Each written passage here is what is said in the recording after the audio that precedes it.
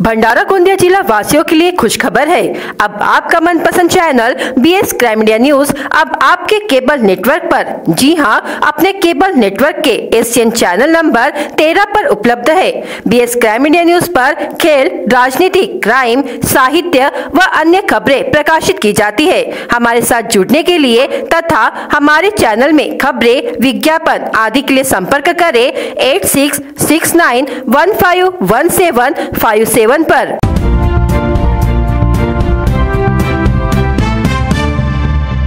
BTB सब्जी भाजी market में हो रहा है मजदूरों पर अत्याचार।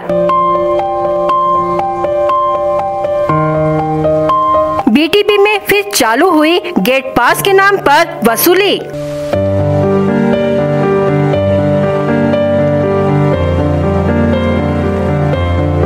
व्यापारी और मजदूरों में बढ़ रहा है आक्रोश।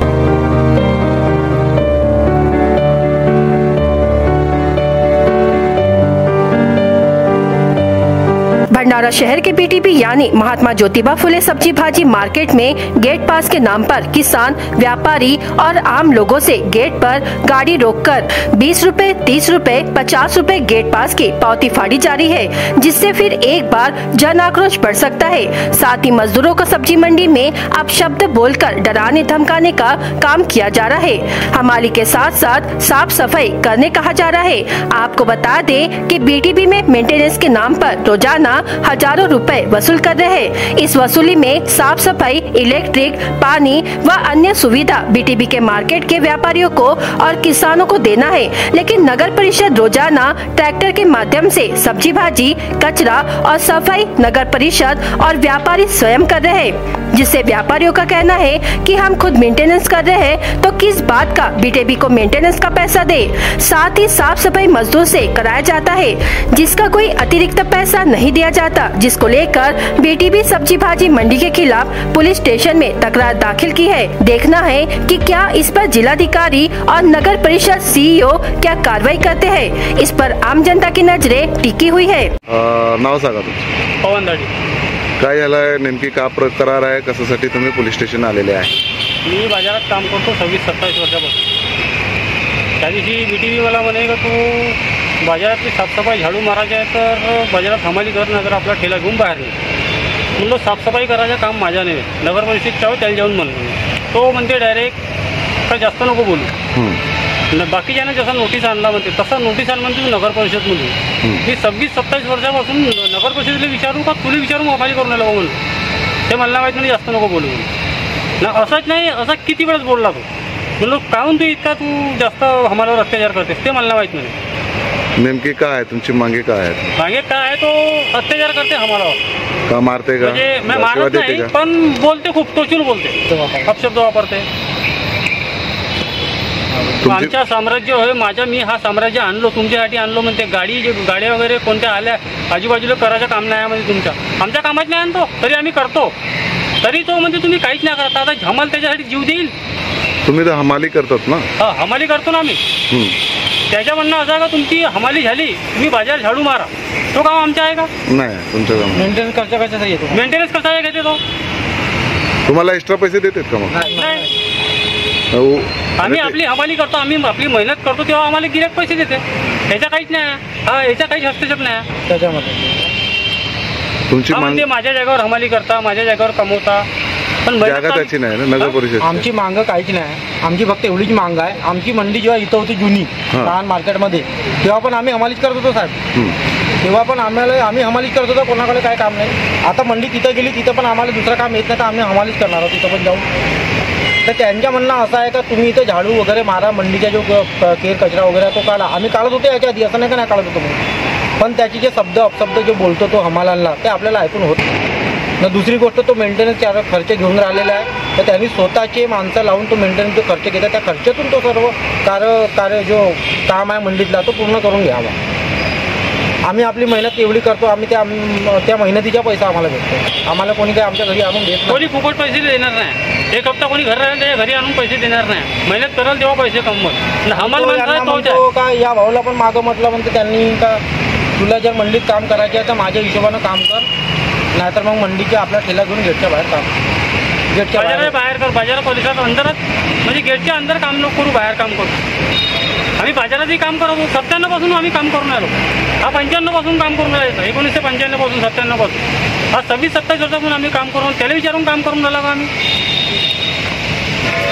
तेव्हा तर त्यांना काय प्रॉब्लेम होती. तो म्हणाल उठून जो म्हणाल बस तर बसून, असं आहे का.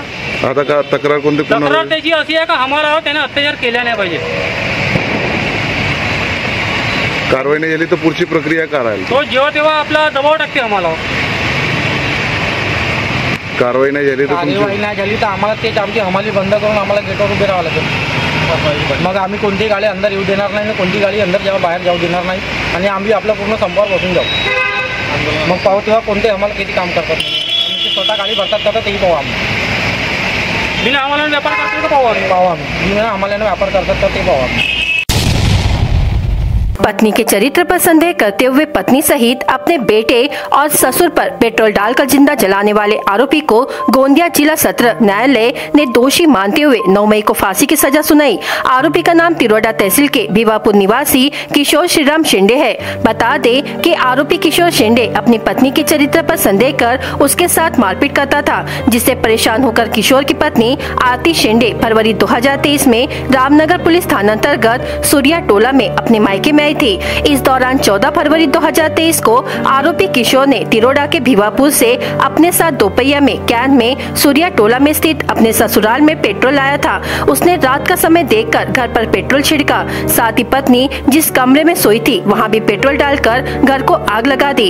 इस घटना में आरोपी के ससुर देवानंद सितको मेश्राम उम्र 52 वर्ष की घटनास्थल पर ही मृत्यु हो गई थी, जबकि किशोर की पत्नी आरती और उसका बेटा जय बुरी तरह से झुलस जाने से उन्हें अस्पताल ले जाया गया था, जहां उनके उपचार के दौरान मृत्यु हो गई थी। शिकायत के आधार पर पुलिस ने मामला दर्ज कर जांच पूर्ण की और न्यायालय में दोषारोपण पत्र प्रेषित किया। इस मामले की सुनवाई 7 मई को पूर्ण होकर न्यायाधीश NB लौटे ने सबूतों और बयानों के आधार पर आरोपी को दोषी करार दिया। 9 मई को भादवी की धारा 302 के तहत फांसी की सजा, धारा 436 के तहत आजीवन कारावास एवं 10,000 रूपए के जुर्माने की सजा सुनाई है। इस प्रकरण में सरकारी अधिवक्ता एडवोकेट विजय कुल्ले ने पैरवी की।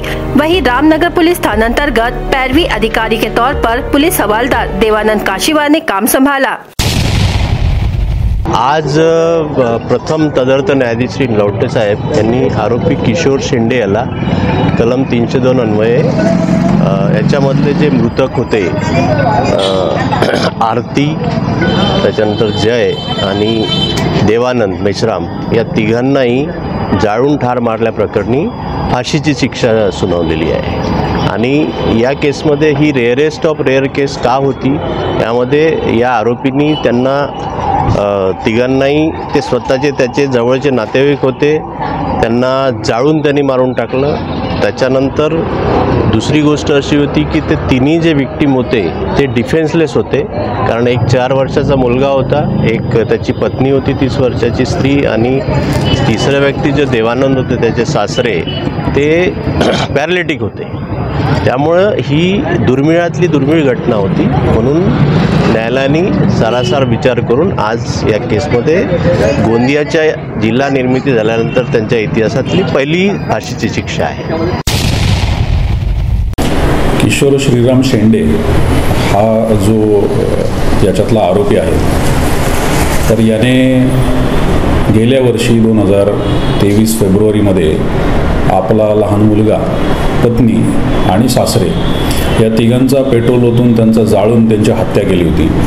तिहेरी हत्याकांडाने पूर्ण शहर हादरलं होतं। सूर्यटोला नावाची जी जागा आहे, रामनगर पोलीस स्टेशनच्या हद्दीमध्ये जी वस्ती आहे, तिथल्या सगळ्या नागरिकांमध्ये एक प्रकारची भीती आणि चिडीचं प्रचंड रोष असलेलं असं एक वातावरण त्या ठिकाणी निर्माण झालेलं।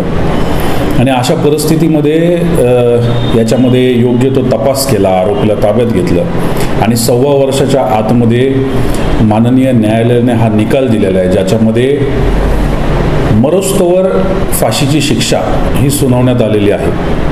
खरं तर याच्यामध्ये पोलीस स्टेशनचे सगळे अधिकारी अंमलदार जे या तपासामध्ये गुंतलेले होते, त्याचबरोबर याच्यातले साक्षीदार, नागरिक पंच, ज्यांनी आम्हाला सगळ्यांना याच्यामध्ये मदत केली, या CMS सेलचे सगळे अंमलदार यांनी याच्यामध्ये व्यवस्थित पैरवी काम केलं.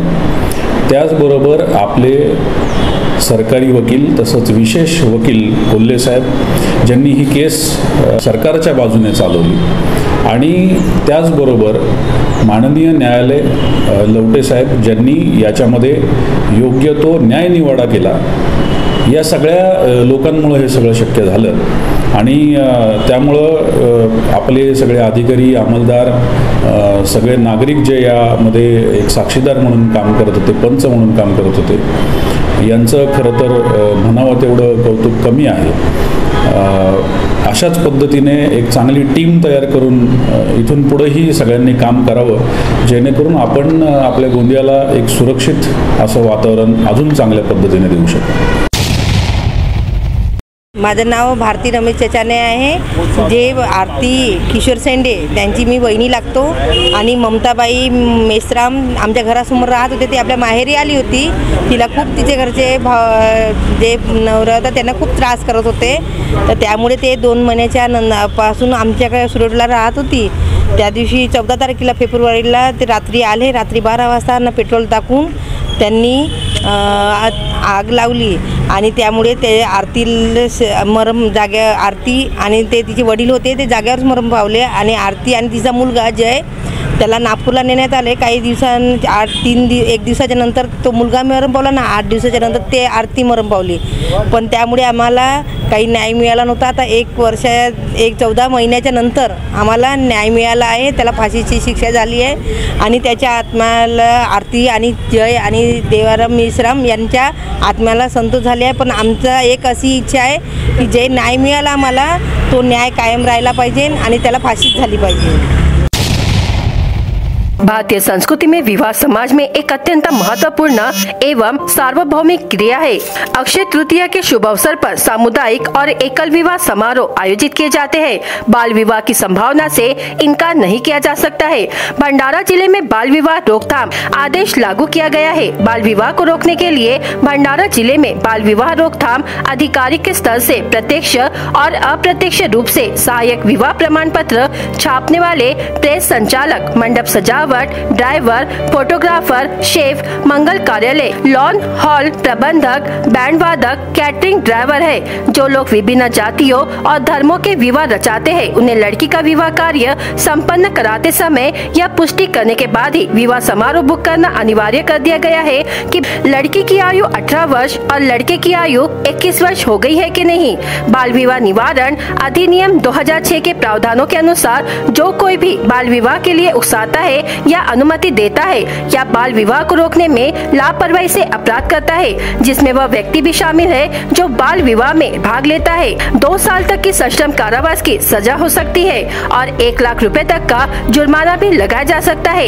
इसे सरकार ने जिला बाल संरक्षण अधिकारी और महिला एवं बाल विकास विभाग की चाइल्ड हेल्पलाइन पर आह्वान किया गया है कि बाल विवाह के संबंध में जानकारी देने के लिए 1098 नंबर पर संपर्क करें। सूचना देने वाले का नाम गोपनीय रखा जाएगा। की अक्षय तृतीया हा एक चांगला मुहूर्त आहे आणि आपल्या भारतीय समाजामध्ये फार काही वाईट रूढी परंपरा आहेत आणि अक्षय तृतीयेच्या दिवशी एक वाईट रूढी परंपरा म्हणून बालविवाह मोठ्या प्रमाणात होता आणि हा बालविवाह होऊ नये आपल्या भंडारा जिल्ह्यात तसंही फार कमी प्रमाणात बालविवाह होत आहे, परंतु आपला भंडारा जिल्हा हा 0 बालमुक्त जिल्हा व्हावा अशी आमची तयारी आहे आणि त्याकरता जिल्ह्यातल्या सर्व मंदिर, देवस्थान, मंगल कार्यालय, कॅटरिंग,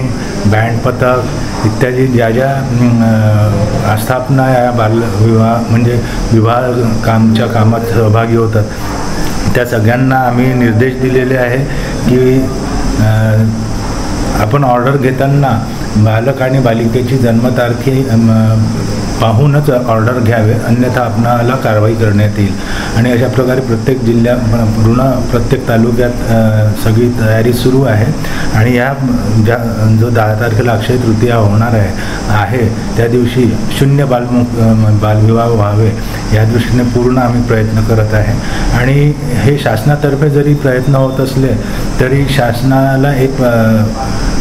शासनाला जर समाजांनी सहकार्य केलं तर नक्कीच हा समाजाच्या सहकार्याने भंडारा जिल्हा आम्ही शून्य बालविवाह मुक्त जिल्हा नक्कीच करू याची मी शाश्वती देतो. धन्यवाद. अक्षय तृतीया या शुभ मुहूर्तावर विवाह हे खूप मोठ्या प्रमाणात होतात. त्या अनुषंगाने तिथे बालविवाह होण्याची शक्यता नाकारता येत नाही. त्यासाठी माननीय जिल्हाधिकारी यांच्या निर्देशानुसार महिला व बालविकास विभागामार्फत जनजागृती कार्यक्रम राबवण्यात येत आहे. भंडारा जिल्हा हा बालविवाह मुक्त व्हावा यासाठी तत्पर महिला व बालविकास विभाग कार्यरत आहे. जर बालविवाहाविषयी जर कोणाला माहिती गावामध्ये मिळाली तर ग्रामस्थांनी तात्काळ ग्रामसेवक यांच्याशी संपर्क करावा. ग्रामसेवक हा बालविवाह प्रतिबंधक अधिकारी म्हणून गाव स्तरावरती घोषित करण्यात आलेला आहे. किंवा जर अशी काही माहिती लोकांना मिळाली तर त्यांनी 1098 हा चाइल्ड हेल्पलाईन नंबर आहे, यावरती सुद्धा ते संपर्क करू शकतात. त्यांचं नाव हा पूर्णतः गोपनीय राहील. गोंदिया पुलिस ने अक्षय तृतीया के शुभ अवसर पर चोरी हुए 50 मोबाइल फोन उनके असली मालिकों को लौटा दिए हैं और नागरिकों ने भी मोबाइल फोन वापस मिलने पर पुलिस का धन्यवाद किया है. गोंदिया जिले में बस स्टेशन, साप्ताहिक बाजार, अस्पतालों और रेलवे स्टेशनों से मोबाइल फोन की चोरी बढ़ने की शिकायत पुलिस को नागरिकों से मिली है, जिसके बाद गोंदिया पुलिस ने साइबर सेल की मदद से चोरी किए गए मोबाइल फोन की खोज कर आज अक्षय तृतीया के अवसर पर मोबाइल उनके मालिकों को लौटा है. इसमें Samsung, Vivo, OnePlus, Oppo, Apple जैसे महंगे मोबाइल फोन भी चोरों ने चुरा लिए थे और पुलिस ने इन मोबाइलों को ढूंढकर नागरिकों को लौटा दिया. अब से यदि किसी व्यक्ति का मोबाइल फोन खो जाता है या चोरी हो जाता है तो आप इसकी सूचना पुलिस को दे सकते हैं और अपना मोबाइल फोन वापस पा सकते हैं. ऐसा आह्वान पुलिस विभाग की ओर से किया गया है.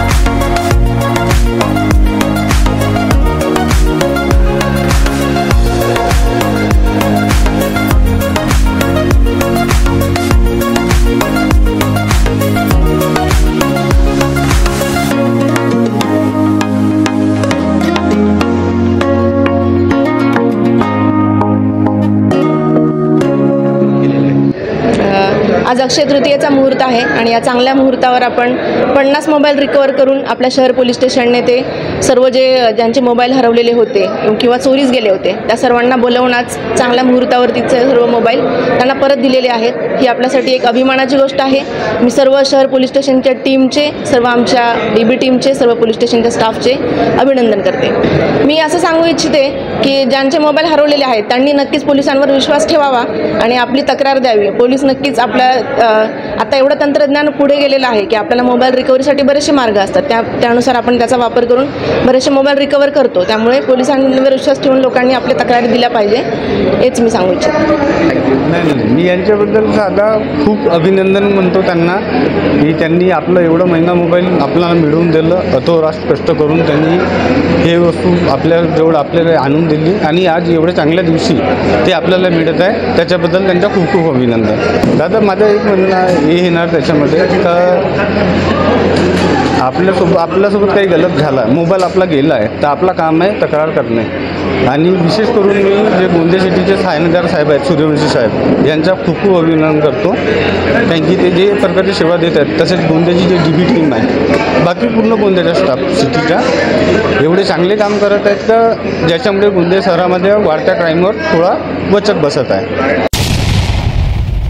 साकोली शहर की 13 वर्षीय नाबालिग लड़की से छेड़छाड़ करने वाले 52 वर्षीय प्राचार्य की पिटाई कर लोगों ने पुलिस के हवाले किया। लोगों की पिटाई में घायल हुए प्राचार्य को उपजिला सामान्य अस्पताल में भर्ती किया गया। यह घटना बुधवार 8 मई की रात की है। घटना सामने आते ही महाविद्यालय से प्राचार्य को सेवा से हटा दिया। आरोपी का नाम साकोली के पंचशील वार्ड निवासी PS रघु उम्र 52 वर्ष बताया जा रहा है। आरोपी मुख्य रूप से तमिलनाडु के कन्याकुमारी निवासी है। वह गत 5 वर्षों से स्थानीय प्रख्यात औषधि शास्त्र महाविद्यालय में प्राचार्य पद पर कार्यरत है। बुधवार रात लगभग 9:30 बजे नागझीरा रोड पर बगीचे में शराब के नशे में धुत होकर बैठे प्राचार्य PS रघु ने कॉलोनी में एक दिन पहले रहने के लिए आए 13 वर्षीय लड़की को अंग्रेजी में संवाद कर अपने पास बुलाया। कुछ समय बाद नाबालिग के साथ अश्लील हरकत करने लगा।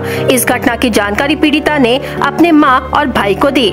तब परिजन मौके पर पहुंचे। इस दौरान वहां पर मौजूद 50 से 60 लोगों ने PS रघु को जमकर पीटा और पुलिस को सौंपा। बुधवार की रात लगभग 2 बजे साकोली पुलिस ने प्राचार्य PS रघु पर धारा 354(2) भादवी 8-12 पोक्सो के तहत मामला दर्ज किया है। मामले की जांच पुलिस निरीक्षक रमाकांत कुकाटे के मार्गदर्शन में पुलिस उप निरीक्षक साखरकर कर रहे हैं। अगले 4 दिन बारिश के अनुमान के अनुसार गुरुवार 9 मई को सुबह 8 बजे से ही जोरदार बारिश ने दस्तक दी। बिजली के कड़कने के साथ तेज हवाओं के कारण बार बार बिजली गुल होती रही। दोपहर करीब 3 बजे बारिश रुकी, लेकिन आसमान में बादल छाए रहे। 7 मई को शुरू हुई बारिश ने 8 मई को थोड़ा विराम लिया, किंतु गुरुवार 9 मई को सुबह से मानसून के जैसे झमाझम बारिश हुई। 3 दिन से हो रही बारिश के कारण हवा में ठंड का एहसास हो रहा है। ग्रीष्मकाल में चिलचिलाती धूप से इस बारिश के कारण थोड़ी राहत जरूरी मिली है, किंतु इस बेमौसम बारिश के कारण फसलों के साथ ही अन्य व्यवसायियों का नुकसान हुआ है। फिलहाल शादियों का सीजन चल रहा है, जिससे डेकोरेशन, कैटरिंग, कपड़ा मार्केट जैसे धंधे में नुकसान का सामना करना पड़ रहा है। अगले 3 दिन यही आलम रहा तो नुकसान में वृद्धि की संभावना है। भंडारा जिले में लगातार 2 दिनों तक बेमौसम बारिश हुई। इस बारिश से धान उत्पादक किसान प्रभावित हुए हैं। कल फिर गरज चमक के साथ बारिश ने दस्तक दी थी। रबी सीजन का धान किसानों द्वारा खेत में काट कर रखा गया है। नतीजा ये हुआ कि खेतों में बारिश का पानी जमा हो जाने से किसानों का धान पूरी तरह से भीग गया है। इससे धान की फसल को काफी नुकसान होने से किसान परेशानी में है। अब किसानों की मांग है कि कृषि विभाग तुरंत पंचनामा बनाकर मुआवजा दे।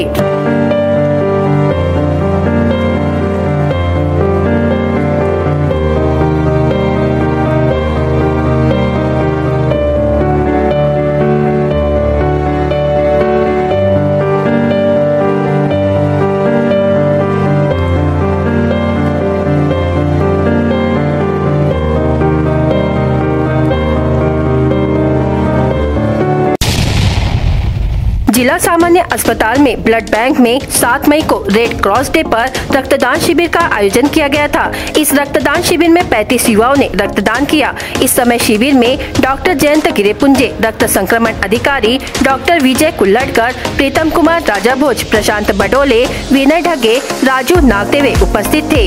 कार्यक्रम को सफल बनाने के लिए रविशंकर साकुरे, सुरेश मोहबे, रविंद्र नागपुरे, नारायण उर्कुडे, सोनू पशीने तथा डॉक्टर अशोक ब्राह्मण, डॉक्टर चंद्रमोहन गुप्ता, डॉक्टर नितिन तुरस्कर, हेमंत चंद्रवास्कर और राजू खवस्कर ने सहयोग किया। BS क्राइम इंडिया न्यूज आपके सामने पेश कर रहा है भंडारा क्राइम वारदात। हर जुर्म से हम आपको कराएंगे अवगत। आपके अपने चैनल पर रोजाना शाम 7 बजे, तो देखना ना भूलिए क्राइम वारदात। मुंह के कैंसर से पीड़ित व्यक्ति की इलाज के दौरान मौत हो गई। मृतक का नाम वलद निवासी फाल्गुन श्रीपद बनकर, उम्र 50 वर्ष है। घटना को लेकर साकोली पुलिस ने मामला दर्ज कर लिया है। मोबाइल फोन चार्जर ले जाने पर भाई को फावड़े के डंडे से पीटने की घटना कुंबली में हुई। फिरियादी रामदयाल मनसाराम वहाने उम्र 35 वर्ष की शिकायत के आधार पर साकोली पुलिस ने मामला दर्ज कर लिया है। बिजली के तार की चपेट में आने से एक किसान की मौत हो गई। लाखनी तहसील के उस गांव निवासी मृत किसान का नाम नाजुक बलीराम बिसेन, उम्र 47 वर्ष है। इस मामले में पुलिस ने मामला दर्ज कर लिया है। बैलगाड़ी से स्वयं के घर लौटते समय अवरुद्ध दिशा से तेज गति से आ रही एक बाइक ने बैलगाड़ी को आमने सामने टक्कर मारी। इस टक्कर में बाइक चालक गंभीर रूप से घायल हुआ। इस घटना में बैलगाड़ी चालक की शिकायत पर लाखांदुर पुलिस ने मामला दर्ज किया है। दोस्त के साथ रिंग रोड पर पैदल जा रहे एक युवक को बाइक ने टक्कर मार दी, जिसमें वह गंभीर रूप से घायल हो गया। घटना को लेकर ग्रामीण पुलिस ने मामला दर्ज किया है। अज्ञात व्यक्ति ने घर का ताला तोड़कर घर का कीमती सामान और 5,000 रुपए नगद मिलाकर कुल 34,500 रुपए का माल चुरा लिया। फिरियादी की शिकायत पर शहर पुलिस ने मामला दर्ज किया है। सालेकसा तहसील के बीजेपाल में नहाने गए एक ग्राम सेवक की तालाब में डूबकर मौत हो गई। मृत ग्राम सेवक का नाम बीजेपाल निवासी छबीलाल भूमके उम्र 45 वर्ष बताया गया है। सालेकसा पुलिस ने आकस्मिक मौत का मामला दर्ज किया है। भंडारा गोंदिया जिला वासियों के लिए खुश खबर है। अब आपका मनपसंद channel BS crime media news अब आपके केबल नेटवर्क पर, जी हाँ, अपने केबल नेटवर्क के एशियन चैनल नंबर 13 पर उपलब्ध है। BS क्राइम मीडिया न्यूज पर खेल, राजनीति, क्राइम, साहित्य व अन्य खबरें प्रकाशित की जाती है। हमारे साथ जुड़ने के लिए तथा हमारे चैनल में खबरें, विज्ञापन आदि के लिए संपर्क करें 8669151757 पर।